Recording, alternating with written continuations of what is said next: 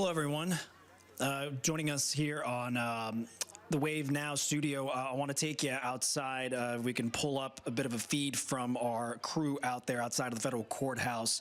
We're just learning and believe the breaking news update is that we do now know the sentence given by the judge for Brett Hankison regarding his involvement and the conviction that the jury gave him in the case of Breonna Taylor. And we're waiting to hear back from our reporter on the scene, Mark Stevens. I wanted to see if whenever he's ready to go, we're going to wait for that thumbs up from Mark. So yeah, again, it's a fluid situation. We're just trying to learn. It seems there's been people popping in and out of the courthouse right there. So we're going to turn to Mark right now. Mark, if you can hear me, and I'm going to raise the volume for you. What did you just find out? Jose, the judge sentenced Brett Hankison to 33 months prison. Now, the government had flipped its case and had asked for a sentence without prison time, joining the defense. The judge found that sentence was inappropriate. She compared it to other officers that she has sentenced in the last couple of years. She did give Brett Hankison some credit for going through multiple trials and having likely PTSD issues. So she went lower than what the probation office had originally recommended, a sentence of 11 to 14 years in prison. She changed it down to 33 months in prison, followed by a term of 3 years of probation. Now, we already know that Hankison's defense team plans to file an appeal. They made that known in court, but what we don't know is when that appeal will be filed. We also don't know at what prison Hankison will be sent to. The judge doesn't have a lot of control over that. What was said in court is that he will remain out on bond until the Bureau of Prisons determines that he has to report to prison. That we don't know when that could be. However, that's basically it's up to the prison system. And then at that point, they'll also make an argument during his appeal whether he can continue to remain out on bond. So it's unclear at what point Brett Hankison will be required to report to prison. But the sentence is 33 months in prison for violating the civil rights of Breonna Taylor. Mark, can you hear us right now? Yes. Okay, it's obviously very emotional there behind you. What was Brett Hankison's reaction when he learned the 33 months? I don't know that he had much of a reaction. I was, because there's so much interest in this case, I was actually watching in an overflow courtroom, so I could only watch a television screen.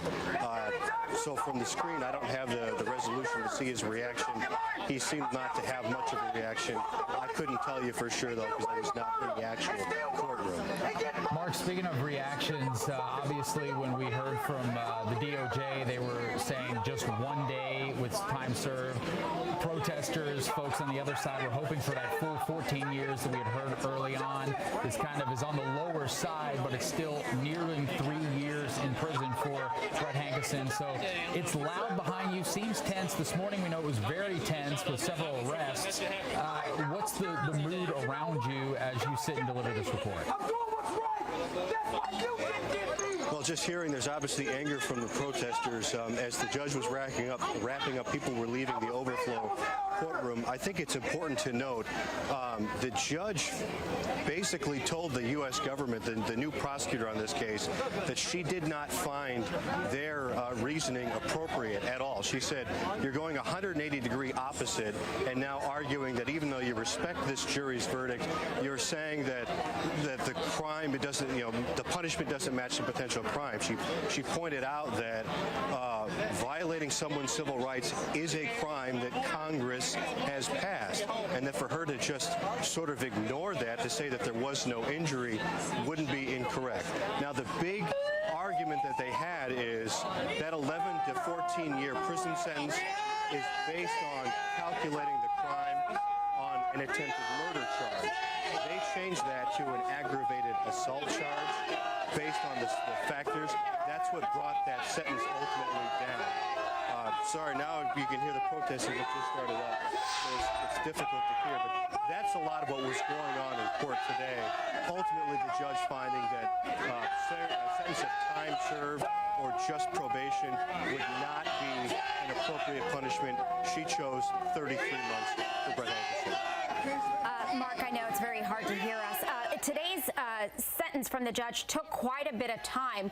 What kind of happened today in the courtroom? What took so long? It was a lot of legal arguments. It was going through and asking for, okay, here's what the probation department has recommended. The government, as well as the defense team, asked for the judge to go take that range down. First it was arguing we don't think the calculation is correct based on attempted murder. It should be aggravated assault.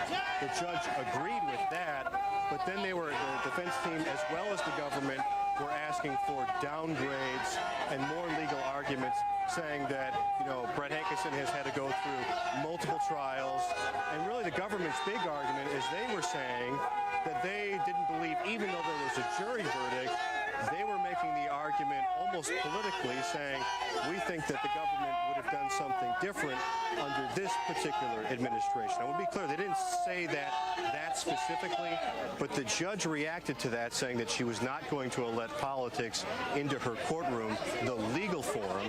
She was only going to look at the specific facts of the case that she continued to say have not changed since the jury verdict was delivered back in November last year.